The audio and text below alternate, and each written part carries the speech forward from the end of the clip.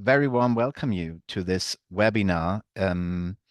It is about a ever increasing topic in the not only in the UK but also in Europe as a whole. The webinar title is How to Communicate Effectively on ESG and Sustainability. My name is Manuel, and I am a CEO of the agency Milk and Honey. My colleague Kirsty, who is on the panel, will introduce Milk and Honey to you later on. And I give you a little bit of an introduction right now, but what we will cover and what we will discuss is in today's webinar, we will cover the latest industry trends on ESG and much and foremost, how to approach the labyrinth of new regulations and reporting requirements.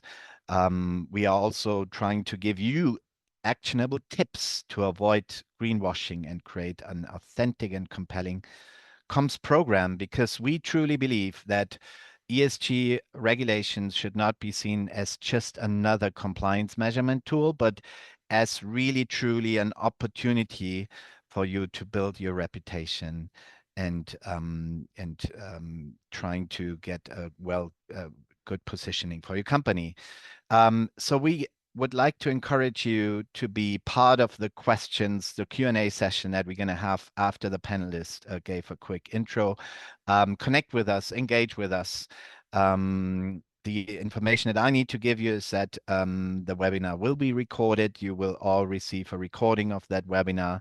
And now I'm gonna kickstart straight away because we only have 60 minutes, and I know for sure that they don't not last long enough, because we have a super interesting panel today with great panelists. And yeah, so the topic that we cover is based on the fact that the corporate world is undergoing a profound transformation, and sustainability is becoming center stage at business practice. As we all know, as part of this shift, the European Commission has proposed legislation called the Corporate Sustainability Reporting Directive, which is in acronym terms CSRD. And the CSRD aims to enhance and harmonize sustainability reporting requirements for companies operating within the European Union. So I'm sure that some of you are touched by that. So whereas formerly a typical CSR report referred to the documents or output that outline a company's activities and performance, the CSRD now is an official framework that provides guidelines for what to include in those CSR reports. So I would say while CSR was usually voluntary, now compliance with CSRD is becoming mandatory, and that's a huge difference. That's a huge huge difference to the situation that we have been in before. And the directive, the new CSRD directive, is aiming to standardize and increasing the quality and also the comparability and reliability of sustainable information disclosed by companies. So some of the changes are the CSRD is placing an emphasis on digital reporting and introduces an audit requirement. So for companies in the UK, it is relevant if you have a branch or subsidiaries across Europe, and you need to look into whether you are assessing the right circumstances to determine whether those things fall within the scope of CSRD and based on these criteria. So overall, the CSRD directive is a great example for a pioneering model for sustainability initiatives on a global scale, and it has potential of further expansion or introducing to local regulations. So we want to cover all these kind of changes and determine whether regulations create also truly a business value. And with that said, I'm going to introduce the panelists of today. We have Marcus Gunn, who's the head of product and ESG research with a consulting company called the Disruption House. He will talk us through mastering and requirements of changing ESG regulations and how to approach evolving regulation and compliance in that regards. I have the pleasure to introduce Elaine Thomas, who's the COO of Trading Hub. And the interesting thing is that Elaine is giving us her experience from the customer lens. So we will learn from her how she introduced ESG into her organization. Where should firms need to begin when it comes to ESG integration, and also the challenges and the opportunities that are coming along with that exercise. Last but not least, my colleague Kirsty Howe, who's a partner and our head of ESG at Milk and Honey, and she will cover the topic of what when you then finish the compliance regulations and all of the administrative stuff, how then can you put that into your reputation and positioning, and what the role of communications is alongside of that. So communicate your story with transparency and responsibility and avoid greenwashing. And then after the panelists gone through their topics, we definitely have time and room for Q&As. And with that said, I now hand over to Marcus. Thank you very much, Manuel. Thank you, everybody, for joining today and on this webinar. I really appreciate the opportunity to speak to you and hear your questions and any sort of observations that you have around the topic area. So my name is Marcus Gunn. I'm head of product and ESG research at the Disruption House. As Manuel said, Disruption House. We provide sort of essential ESG capability assessments, reporting, and expert remediation for companies of all sizes, all shapes, and we provide them with modular and measurable plans to develop a strategy that is useful for them and useful for their stakeholders and counterparties. Our mantra really is to keep things simple and build from there. And hopefully we'll sort of highlight a few of those, few of the rationale for that in the next few minutes. So I've actually got a very short period of time to talk, so you'll be feeling either very grateful about that or worried about that, because the regulatory side of this industry is absolutely vast. And just to kick off, what I'm going to talk about in summary from the very top down is, if you are going to be, or you already are in scope for various different regulations, which could cover Europe or the UK or many other countries for that matter, there's good news and bad news. I'll kick off with the bad news, actually. It's the easiest thing to do.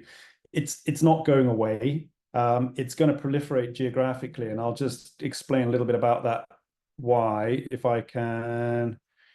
Where's my show? Here we go. Just share this for a very brief second. Has that popped up? Yes, it did, Marcus. Okay, so the world is moving directionally towards reporting standards driven by the EU, which is fair enough, and the UK's TCFD. But all this really wants to show you is that people are gradually increasing the amount of information they're going to be providing on a sustainability-driven basis. They're creating strategies around it, and it's not just in the UK and the EU. It is pretty much around the world, and many of the countries that are falling into scope under EU reporting are now beginning to mobilize. So the bottom line here is it's getting bigger, but the good news is that it is gradually simplifying and consolidating. So we're hearing more and more about how these rules and regulations, disclosure guidelines, et cetera, are gradually consolidating into something that over time will become manageable to most businesses and scalable to a lot of businesses and proportionate to businesses. At the moment, it's a bit of a Wild West. There are regulations emerging, as we all know, but they are constantly under review. So you mustn't feel that this is a sort of a one and done deal. This is as evolutionary within the regulatory environment as it is within the corporate environment, which is what I want to highlight here. Also, what's going to be really interesting is that the first sets of major sustainability reporting are going to be published early next year. That is through the NFRD reporting structure out of the EU taxonomy.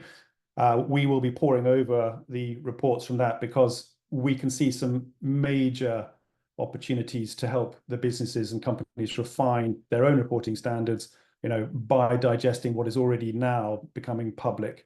So the question here is mastering the requirements for changing ESG regulation. So here you basically don't get too granular. I'm just going to show you something else here because the EU is really what matters here. And there's TCFD just at the bottom there. So if you're outside the EU and you're going to be caught under CSRD, there are timeframes around that you will have to comply with, mainly for 2025, 26, if you are a major listed institution in the EU, and you will be very much aware of that now. But if you are below the radar for the current reporting period, you've got a bit of time. You've got sort of between 2026, 27, 27, 28, and you can opt out if you're a smaller company from reporting. And if you're a very small company, but you're in someone's supply chain, it's going to be voluntary. And we'll talk about that in a little bit more detail under the VSME banner, as you can see there. This slide itself is just for a show. I'm not going to talk about it too much. If anybody is interested in seeing more of it, they're very welcome to. But what I will just tell you very quickly is that these regulations are going to capture a lot of large companies, a lot of mid companies, and interestingly, a lot of small companies as well. If you look down to the bottom here, we estimate that about 1.5 million companies in the EU and about 500,000 companies in the UK are probably going to be mobilized to start thinking about the voluntary SME reporting requirements, both in the UK and in the EU. And this is a help function. This is not a stick. This is much more of a carrot. So it's worth discussing this in a little bit more detail later. Okay, I'm going to stop sharing there because I don't want people getting fixated by the numbers. What we're regulated by now is TCFD, and the reporting is in scope for most companies, about 3,000, 4,000 companies in the UK. And the bottom line here is they've started, but they're nowhere near finished. Disclosure is actually very poor. The last report suggests that only like 3% of the companies have actually disclosed against all 11 recommended disclosures. So, there's a long way to go yet.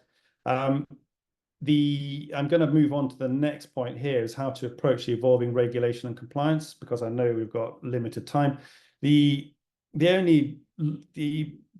that basically once you're in scope, you're always going to be in scope, but the guidelines and timing are going to sort of move around, as I just mentioned. So they're always going to err towards simplification and sort of push back on introduction formally, and the rules and standards around them are going to change and they're going to move around. So you're going to have to think about, one, how do we disclose? What do we disclose against? And what are we going to have to disclose against going forward? The key message here is sustainability is a long-term project. It's been hastily and enthusiastically rolled out in the heat of COP26 in Glasgow in the UK. The reality is actually dawning that a lot of companies are going to struggle with the full extent of the reporting, and therefore you'll find that there is going to be more of a soft touch in terms of any sort of, I wouldn't say punishment, but fines, or anybody who's going to be able to say, you're not complying with specific standards, because those standards themselves are often quite woolly. How to approach evolving regulation? Well, or rather, how are you going to prepare ahead of the deadlines to comply? Just don't underestimate the size of the task, even though things may be becoming simplified and things are going to be, you're going to be given discretion over how you disclose. It's an enormous amount of work regardless of who you are. You should build a little sustainability task force internally to help oversee the projects. Start simple. You've got to build your knowledge and skills over time. Don't assume knowledge at this point if you're beginning that journey, because it's going to cost you eventually a lot of time, a lot of money. You have to be very methodical about how you do it, and you have to look at the way you provide a proper sort of checklist against your disclosure, and what you can disclose against, and what you should probably push till later and provide and get targets for. So it's turn what you've got into a sustainability report. It's also a great starting point. Be able to say, we do this already, and then you can filter in and you can blend in bits of the standards that apply to you, whether it's a GRI or SASB, TCFD, SDGs, to provide that sort of benchmarking and targeting and measuring without necessarily having to go whole hog on TCFD, because if you're not aligned, if you're not basically in scope for TCFD at the moment, this is a great way of getting there. Don't necessarily rely on third-party tools. Better to understand and learn it yourself internally. And when I say third-party tools, this is often software solutions that people have downloaded to help them fill in the TCFD or the various different alignment frameworks. Feedback generally is that don't do everything you'd want them to do, and that the companies we've spoken to have found it easier to build their own system, build their own spreadsheets, using a simple Excel to start with to gather that necessary data. And then ultimately make sure you leverage that work. It's a huge amount of work. Use it in good marketing, which I think will help me to segue into Elaine and Kirsty a little bit further forward. But those are really the bottom line sort of, well, actually the very top level recommendations that I can offer you as part of something that we've done for a long time with companies, and this is the essence of it. So I'll hand back to Manuel. Thank you very much, Marcus, for giving us that really important overview. So the message here that I'm hearing for you is start diving into it, start getting used to it, and start simple. And someone who already took that recommendation serious is Elaine. So Elaine, we would be so happy to listen to you in terms of your experience through that journey. Over to you. Thank you. And thank you very much for inviting me. And as you will have seen, I was probably smiling at various points in Marcus's presentation there, because so much of what he just said resonated with me in the journey that we've been on. So good morning, everybody. My name's Elaine Thomas. I'm the Chief Operating Officer and I guess the Chief Sustainability Officer now as well at Trading Hub. Most of you probably won't have heard of Trading Hub. We are a software and analytics provider in the trade surveillance space. So we work with many of the big financial institutions, banks, pension funds, asset managers to provide software and analytics in their compliance and trading space. So we get some really good insights into their business. And we've had an interesting journey here. We're a small company. We're about 140 people based globally. We started our ESG journey about 2 years ago. And it was actually me, as I was kind of lifting my head up as the COO and looking at what was happening in the world around us, that I recognised that the topic of ESG was gaining credibility in many different business spaces, and we hadn't done anything on this. And I took it to the exec team and to the board and said, look, I think this is something that we need to understand. We're not doing anything on this right now. Let me go and find out what we can do. And actually that led us to the Disruption House and the work that we've been doing with Marcus and the team for the last couple of years. So what I would say to really reinforce what Marcus has said is start your journey. You don't know what you don't know until you start assessing the situation that you're in. And I think we probably spent the first year just looking at what we already do and where our strengths were, where our weaknesses were. We were lucky, we were very strong on the S. In terms of what we'd already built, but not so much on the E and the G. So that's already given us areas that we needed to work on. So we had started to work through our plan, and that took us, as I say, the first 12 months. Within that period of time, we started to get demand from our customers at that point. And so it is, for me, an interesting journey for us, because we work with such big institutions that many of them are absolutely subject to the regulations and the requirements that Marcus has talked about. And every single one of them has their own way of implementing this.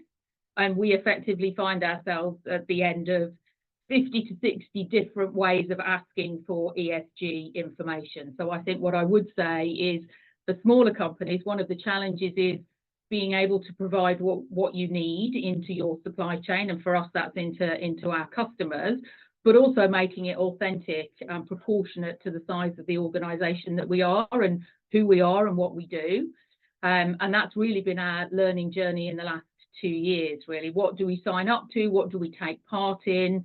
How do we partner with people to measure what we're doing? How do we then continue to sustain that internally? Marcus is absolutely right. We've got this as parts of people's jobs, because the challenge is we don't have enough people to have a dedicated team. So how do we build practices that enable us to gather the data and the information that we need as it's happening? It's certainly what we've realised this year as we've done, excuse me, the first measurement of our scope 1, 2 and 3 is gathering that information after the event is an enormous exercise. And whilst you've got a small group of people doing it, we need a big part of the organisation to be behind us to provide that information. So I think get going is the important part of it. Work with partners to help you understand it. Marcus threw out huge amounts of acronyms right there, trying to keep up with what they all mean, what applies to us, what doesn't apply to us, what applies to our customers. We try our best to keep up, but actually working with an ecosystem of people that can help you is really important. And I think talking a little bit, that's a bit about the challenges. The opportunities are actually, it's a really good way of us starting to think about how we sell the story of Trading Hub and who we are as a brand for somebody to work for, and who we are as a brand for somebody to work with. And I think for me, one of the big advantages is actually we've started to work with our supply chain, and we have some small customers in our sort of small suppliers in our supply chain who are probably where we were 2 years ago. And it's actually been really great for us to be able to go and talk to them and say, look, let's tell you how we went on our journey, and let's help you understand what's important for us to be able to onboard you as a supplier, so you can start thinking about that. In the same way as part of my job now is actually to spend time with our customers and actually working with their sustainability departments and functions to say, look, what's really important. We aren't you, we don't have thousands of people, we don't have huge resources, but obviously this is important to us. We're building it into our strategy, but also help us understand what you need from us and how we can work with that as well. So I think for me, the importance of that ecosystem and having those open conversations and working with people has been enormously important for us. I think where we're at now, and nicely connected into Kirsty, is how do we communicate around this? How do we do that internally? How do we do that externally? We're starting to tell our story. We're getting ready to put our first sustainability report out onto the public website. How do we then use that to start telling the ongoing journey of where we're at and what we've done so far, and also what we've got coming? So hopefully that hands over nicely to Kirsty. Thank you. Brilliant segue. And I'll just introduce myself really, really briefly. So I'm Kirsty Howe, partner and head of ESG at Milk and Honey PR. For those of you who don't know us, we're a PR consultancy, and we work with clients across a huge breadth of sectors, shapes and sizes. But our number one focus is building and nurturing their reputations. And as part of that, obviously thinking about reputation around ESG and sustainability issues. We very much walk the talk in terms of our own business as well. So we're really proud to be the highest scoring B Corp comms agency globally. And everything we do is through the lens and the belief that business is a force for good. So working with clients to be able to showcase those stories. It's so interesting listening to Marcus and Elaine, because I think, you said the same, Elaine, when you joined, but, everyone, we're all smiling and nodding and having similar conversations. But I think actually bringing the three of us together is so important for me, because it shows how so often you've got sustainability teams, you've got operation teams, tech, data, those who are responsible for compliance, working independently or working in silos. And I'm sure any comms colleagues on the call will know, often we're the last to know. And then there's suddenly a story, or there's an opportunity to share that more widely. So I think, for any business who is grappling with how their sustainability reporting can be credible in a world where there's rising greenwashing risk, when things are changing all the time as well, and keeping pace, you really do need that core task force. We can't all be experts, but I think sharing that collective expertise is really, really valuable. And it's really important that comms teams are involved from day one as well to be able to do that. EY had a really interesting survey out yesterday, actually, which I thought was quite relevant for this conversation, and some interesting data around the fact that over half of CFOs are, fearing those greenwashing risks, and citing unreliable non-financial data as a challenge. So we know it's an issue, it's boardroom agenda topic. It's a conversation we're all nervous about, and know that things need to be done and steps need to be put into place. I think something that's really important to call out is the fact that it's so easy for organizations to put in place ambitious sustainability targets. It's easy to set those goals. But once we start drilling into that data and the reality of hitting those commitments, that's where there's, wider challenges that we also need to be thinking about. And for me, that really brings home the need for both good data, transparency, reporting, but also thinking about your reputation and building that around sort of clear evidence-backed claims, because it's not just about compliance here. It's essential, and I think building on Elaine's point, it's very much essential for building trust with investors, customers, stakeholders, and talent, which I think, again, Elaine, you made that point, but being an attractive place to work, and so thinking about that story that we tell, and also how we turn that reporting exercise to a competitive advantage, because we know it's a big resource, it's a time suck, there's a lot of work going into that process. So then how do we use it to really build effective storytelling? And I think there's a lot of opportunities there, and thinking about how we engage stakeholders. So I think maybe I'll hand back to Manuel and we can open up for some questions perhaps. Yeah, so thanks a lot for everything that has been said so far. So I definitely open the Q&A round. So if you have questions, type it in the webinar chat. To get the conversation going, I'm throwing some questions to the panelists from my end. So there's a question from Marcus and Elaine about how are SMEs truly impacted by all this emerging regulation? And do you have recommendations when it comes to tools that they can use and start their own preparation? Or is it, once again, a recommendation that Marcus said, start even at least with an Excel spreadsheet that you have? Do you want to start, Elaine, or how do you want to do that? I can certainly start with the Excel spreadsheet without question. That's where we've started with ours. I think there's a couple of things in there, Manuel. I think some of it is being aware of what isn't and isn't impacting you. And I think, some of the conversations that Marcus and I've had is obviously we're not required to report. It's voluntary for an organisation like us right now, but actually we feel like it is the right thing to do. And therefore it's working out how do we do that, given that we are getting the requests and the demands that we are getting. So some of it, as I say, has literally been having conversations with our customers. So they, it's one thing getting a question saying, how are you dealing with this? It's so much richer a discussion if you say, look, can I get on the phone and have a conversation with you about it? Because some of our customers, you go onto their website and they've got all these accreditations and they've signed up to all these different things, and that's great, but we're not going to be able to do that. So let me tell you where we're at. Let me talk to you about the journey that we're on, what we are prioritizing, and we're prioritizing things that are important to us as a business. This is part of us building sustainable business practices. So we want this to work. It needs to work for us in the delivery of our services as much as it does in the delivery of what we're trying to achieve with all of the ESG reporting.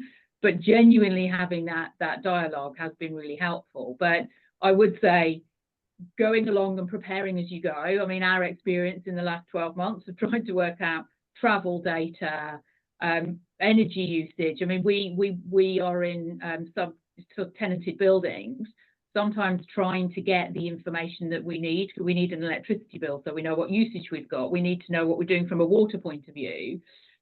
You really have to be on top of that information because it takes a while to gather it. So it's that mentality of thinking this is not a once and done, and this is not even a once a year and done. This is actually, we should be monitoring this on a regular basis. So we know what's happening, and if we know what's happening, we can then react accordingly and build our action plan in accordance with that. And as I said earlier, we have to partner with people.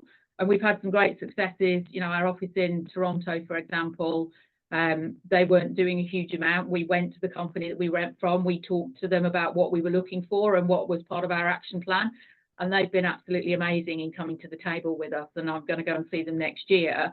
but they've really come on the journey with us. We've been able to influence them, and that to me feels like part of the opportunity. This feels like something that collectively as SMEs we need to manage, right? We should be talking to one another and sharing information. This isn't, to me, a competitive space. This is something that if we operate holistically, we all move in the right direction.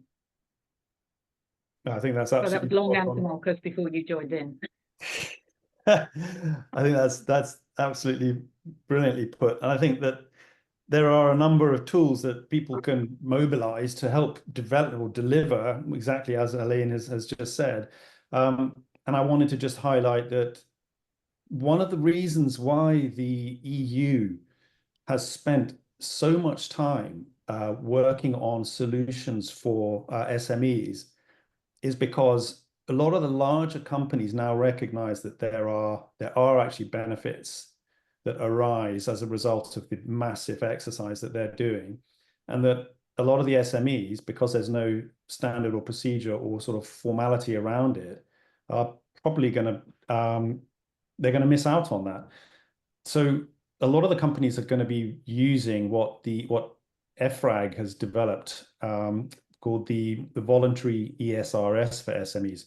This is a really cool checklist for smaller companies to provide information into their supply chains and into their sustainability reporting that is just proportionate to the size of the business.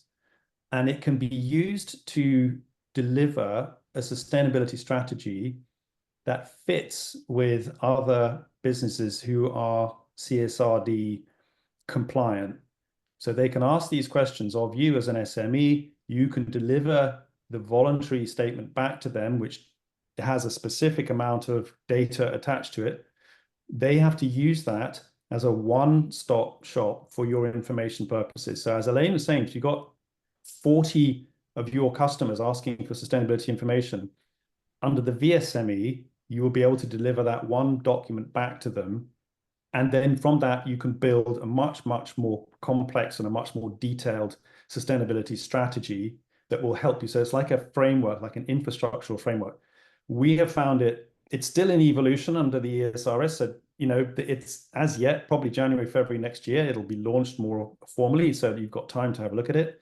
But really, we would be using this. And also, very quickly, when you're an SME, you're such an important part of the process. You are so key in the deliverance or the delivery of a sustainability strategy, not just to everybody involved, but to all your stakeholders, all your investors, all your partners, and to reach out to them, for example, and consulting with your key stakeholders, understand what they expect from you and what you can learn from them, as Kirsty said, is really important.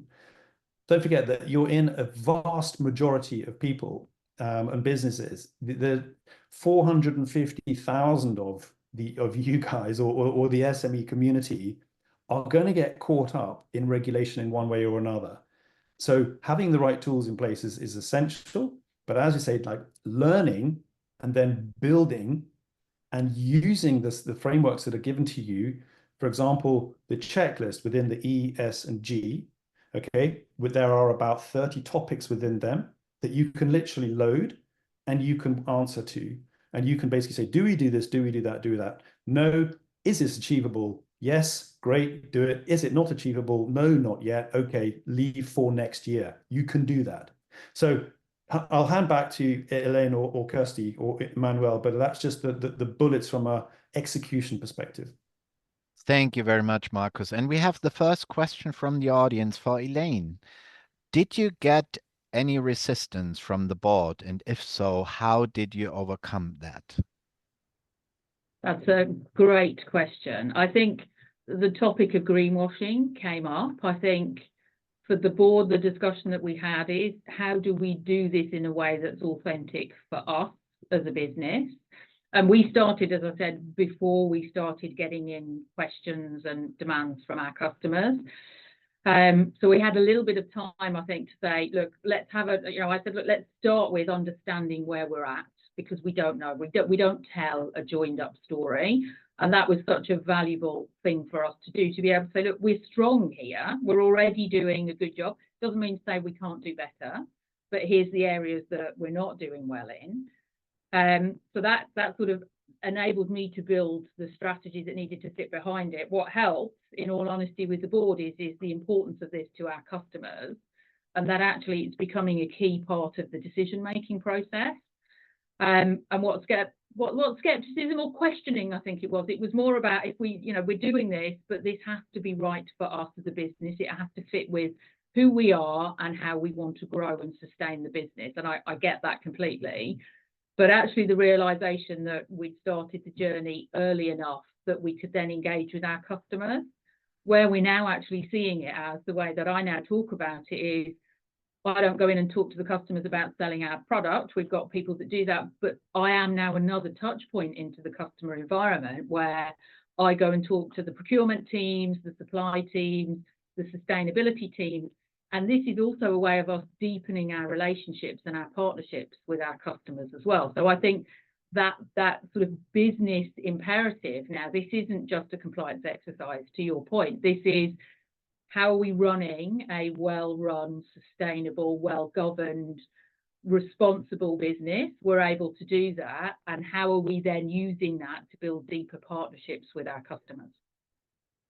And on top of that question, I want to ask Marcus, from his experience perspective with dealing with clients, do you see sometimes skepticism from the board, or just saying like, it's another compliance exercise and we have a check mark on it and I have my teams to do it? Or does the whole process not only, does it really need a buy-in from top down? What is your perception?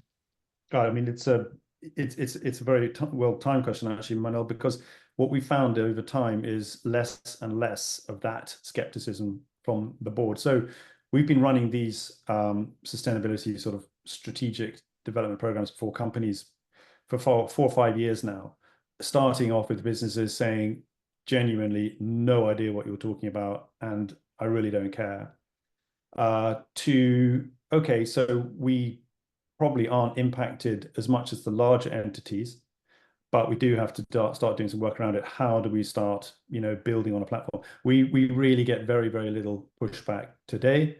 One, because people understand the infrastructure better. They understand the ecosystem of sustainability better.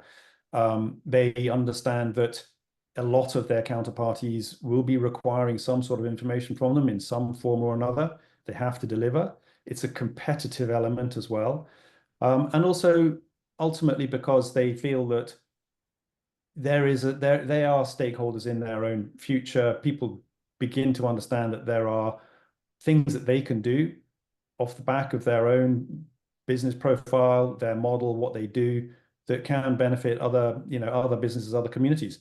And it's a great sort of signal for people to deliver that. So they begin to see the benefits of it. And I'm sure we'll talk about the benefits in a little bit more detail, but actually, as I say, less and less, Manuel. Another question for you, Marcus, that's on a personal note, because I see a lot of companies are still seeing ESG much more like in the area of sustainability and environmental. How serious are people taking the G, and what is your perception in terms of your experience with dealing with clients? So obviously the world started with E, and it's still very much the key focus. But the delivery of E is now more and more complete. It's the hardest bit to get right, but once you've got it, there are lots of other things that you can do within the E, S, and G profile that need your attention. G, from a governance perspective, is about making sure that you are meeting the requirements from your regulatory perspective, from your own due diligence perspective, from your stewardship, and ultimately that you are ensuring that you are bringing the business with you and all the employees within the business with you on the journey. So the G is the driver ultimately of a sustainability strategy. Without someone within the G area and without those topics within the G profile that you need to build on, there's essentially no E or S, because it becomes a disparate sort of broken model quite quickly. So there are lots of areas within governance, and a lot of the businesses we deal with are also financial institutions, so they are regulated anyway. So there's, you know, there are areas that we avoid because we say, if you don't deliver this and you're regulated, you're going to get fined anyway. So that's not our deal. Our deal is within the confines or construct of sustainability, are you delivering on this? G, we score quite low. S tends to score quite well. E is the lowest, obviously, because it's a huge lift, but once they're there, they're there. G, highly volatile. There's some brilliant examples of good delivery and some poor examples of delivery and engagement. But broadly speaking, over the 2 to 3 years, we've been running these surveys on companies and assessments with them. G is gradually building in importance. Thank you. Another question from the audience. Are you seeing big differences in appetite for change across different sectors within financial services? This may be another one for Marcus. Well, I think it might be one for Elaine when sitting within financial services. Yeah, or yeah. I can start. It feels actually like there's more of a convergence going on actually. So as I said, we regularly now have not just interactions when we go through the RFP process, but on an annual basis now to report. And slowly, perhaps not as quick as we would want it to, but people are starting to be consistent in the questions that they're asking, the sort of the CDP or EcoVadis or the new ESG book, which was the latest one that I was asked about.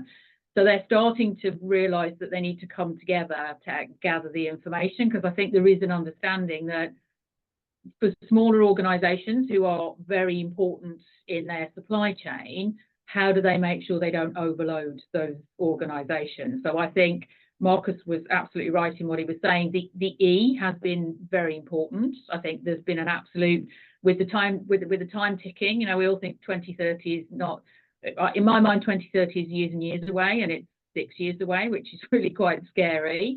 I think they're starting to realise that has been the original focus, but you are now starting to see more of a focus on sustainable practices in relation to your people, in relation to your governance. And I start to think about that in the terms of, it's the culture of your organisation, right? If you do these things properly and you have the right behaviours and the right thought processes around it, governance just becomes part of how you run your business well.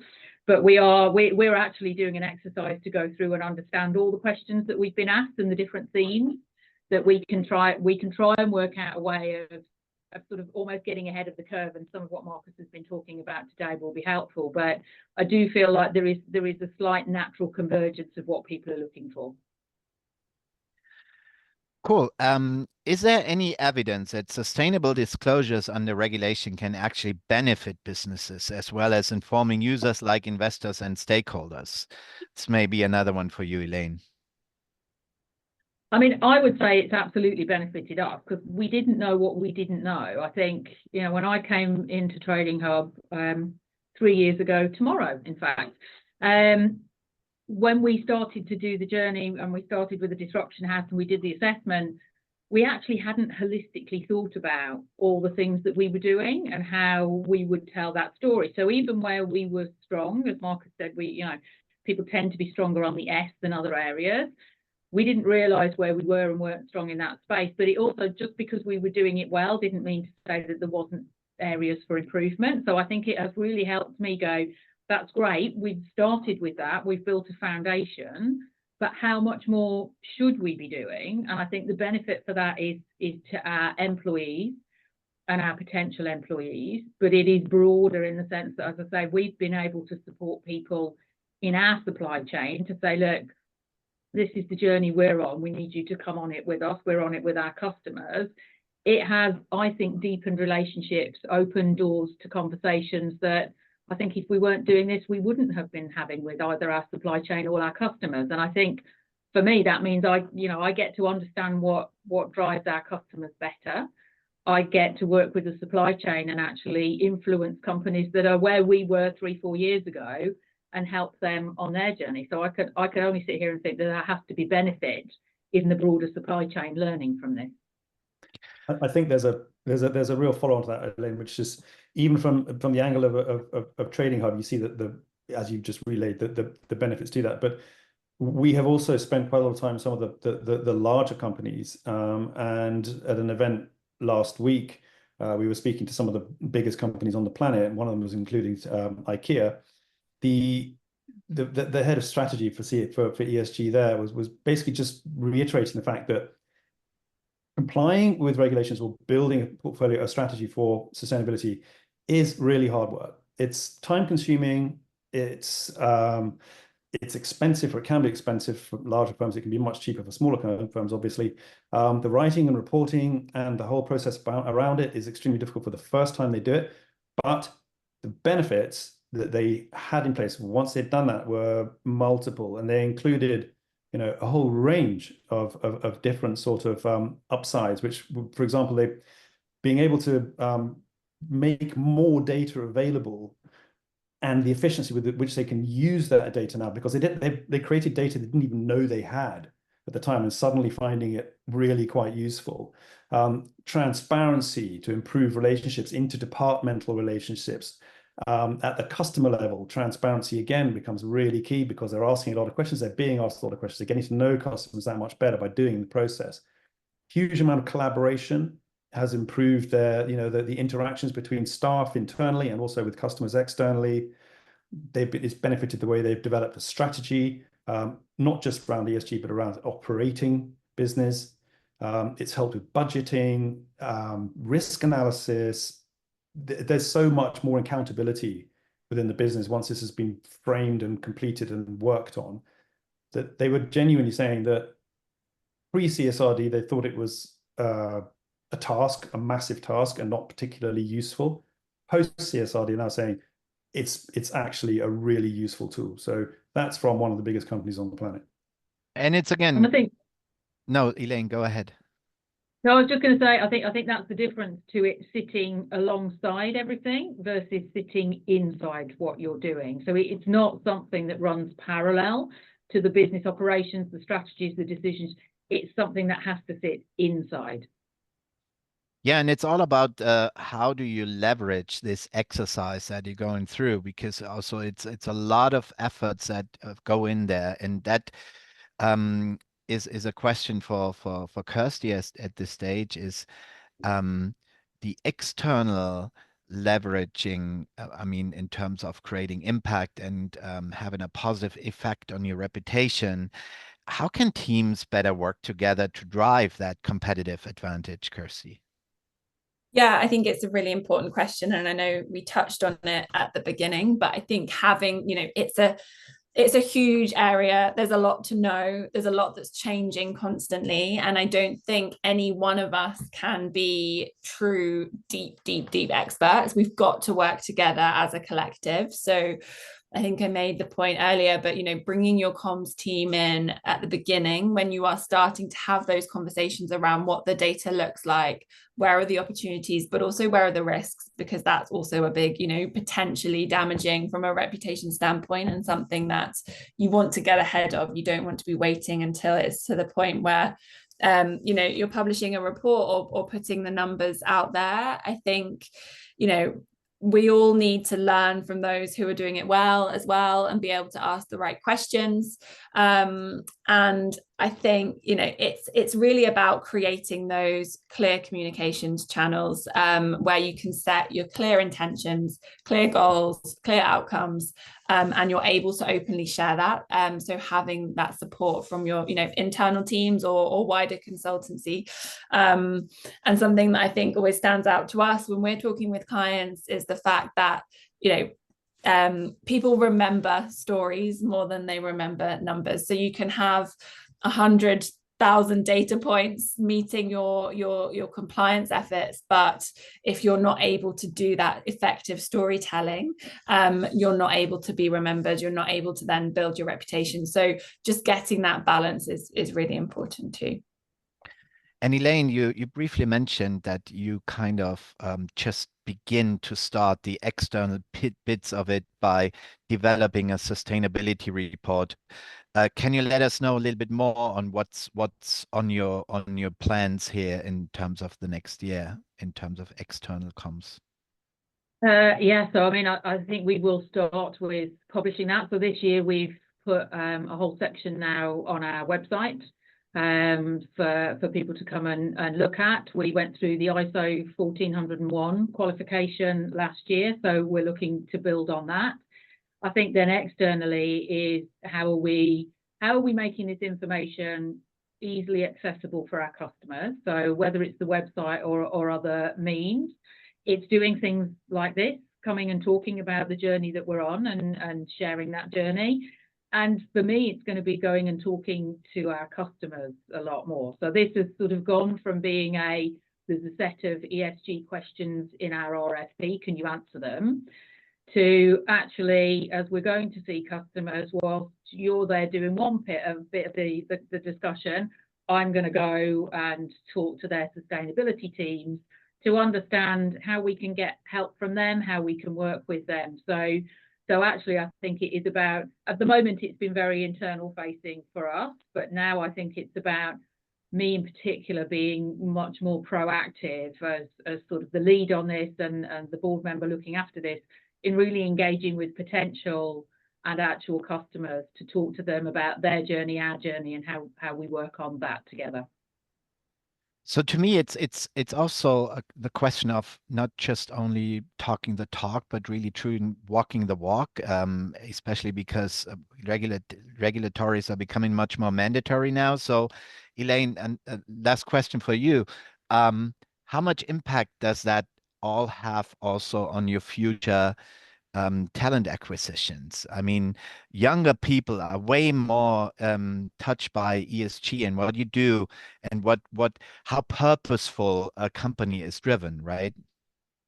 Yeah. No, that's a great point. And actually, that is one of the things we also want to do next year is people here know the journey that we're on. I talk about it regularly when we stand up and do town halls. But actually, next year is going to be about educating our team much more broadly on this. So it's not just a set of acronyms and certain actions, but actually, how can they bring themselves up to speed and how can they get involved? So actually, starting to think about, as Marcus talked about, a sort of a sustainability cohort. How do we bring together those people that are both interested and that we need as part of the journey, and actually getting them to become ambassadors for us? And that becomes part of us being able to then talk externally. It's part of the reason why we put some of the information now up on our website, is for people when they're coming to Research Trading Hub, because in many cases people don't know who we are. We're not that well known outside of the market that we're in, but actually they can start to see the journey that we're on, and we can continue to share that as we build that across the broader organisation next year. But you're absolutely right, the people that we are looking to hire want to come, and there's a purpose to what we do as a company. You know, we help the financial institutions uphold the integrity of the market, right? We help them look for market abuse in their trading activity, and that to me was purposeful about me coming here. And then you want to build the sort of the purposeful side of how we then interact back with our community, and how do we position that with our talent acquisition next year is going to be really important. So Kirsty, here's another question for you. So if I would be a client, getting back to you in terms of how can I now leverage this exercise that I've finished, I have passed my compliance issues here. Would you recommend, if you create a campaign around that, for instance, to really touch base and think about different various stakeholder groups in that communication circle? Yeah, absolutely. You've got to be thinking about, that those investors, your potential clients, prospects, your internal teams, potential talents, that whole universe of people that you want to be speaking to.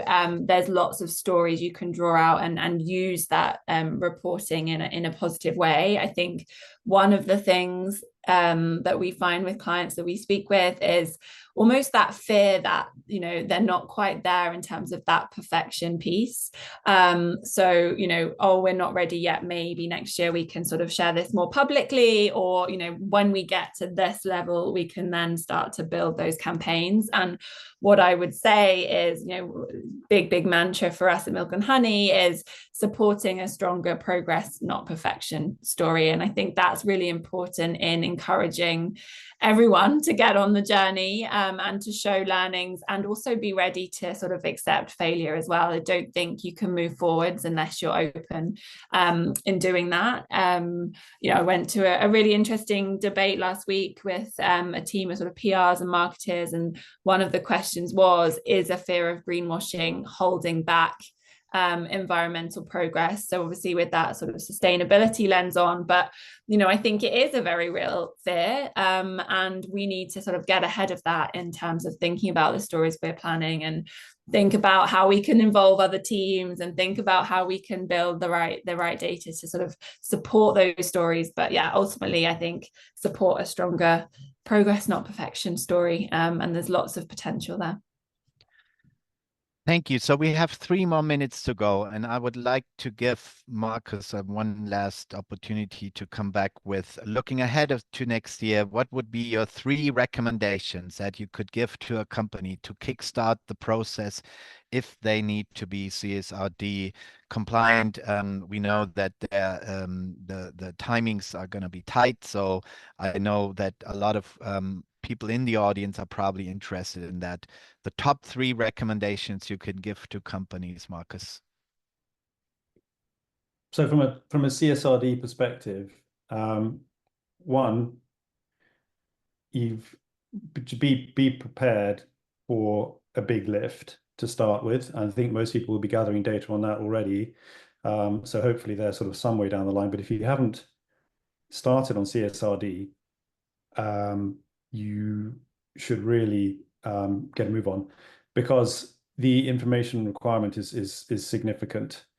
To get the data, look internally to start with. I think open up every opportunity you can to set up literally a task force internally, and then start to open all the interdepartmental doors that you need. You'll find that you will require a lot of information from lots of different areas of the business, and to have a fluid, a fluid input around that with a central base for gathering that information over time will put you in a much stronger place.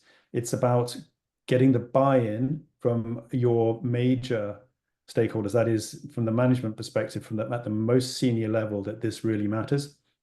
It's about being able to deliver what you can and not what you think you have to, because that sort of could backfire towards a more sort of greenwash type accusation over the time, because you're not fully prepared with what you're doing, and your disclosures may not be as coherent, or as validated as you'd like to think they are. So be careful how you present that material, I think, is also critical. And also be aware that a lot of people are in the same boat. So no one has gone from 0 to 100 in 1 year. It does not work that way. It is about an evolutionary process. It's about putting your best efforts forward with the information that you have, make sure it's validated, fact check everything, and then make sure that over time you build on that to provide the right standards. Don't forget that the FRAGs, ESRS, haven't even started on sector materiality yet, or rather they've started, but they haven't published anything on it yet. So you're still talking about, topical disclosures around ES and G essentially. So there's still a lot more to do around that. Standardization of this information is still not really there yet, and materiality is the most important thing to work out. What is material to your business? Is it material enough for you to provide information against? And if it's not, explain why that is the case. I think there's lots more, but genuinely, those are the things that come up first. And I'm sure that those were way more than 3, but all very valuable, very valuable. So I think we are just on spot. Thank you so much. Thank you for your attendance. Thank you, Elaine, for giving us the lens of the customer. Thanks for Marcus for your consulting, and thanks to Kirsty for your perspective. I think there is a follow-up planned, and you will hear back from us soon. Thanks for your attendance. Goodbye, and have a great rest of the day. Thank you, everyone. Thanks, everyone.